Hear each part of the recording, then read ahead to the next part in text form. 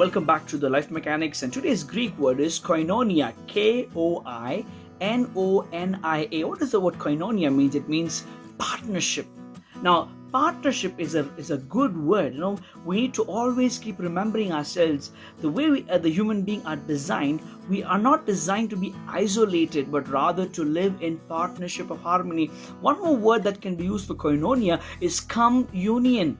It means you come in union. That's why you find marriage is between two people. That's why you see family is more than one person. That's why you find your workplace, the world that we live, everything is koinonia, that is partnership. It's like the fishermen, when they go together, they partner. They go on a boat and they bring the fishes together. That's a partnership. It's the carpenters working together, like the cricket team working together, like the football team works together. The same way, human beings are designed to live in a community, and the koinonia means living in communion, living in partnership. Many of us have forgotten to live in this union and partnership.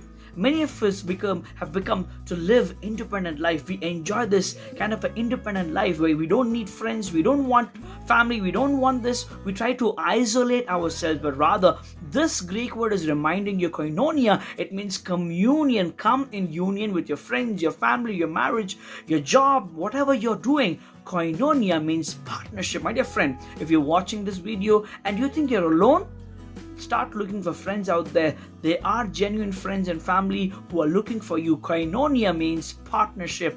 Enjoy these videos. I believe if you want to learn more, there are more Greek videos on this channel.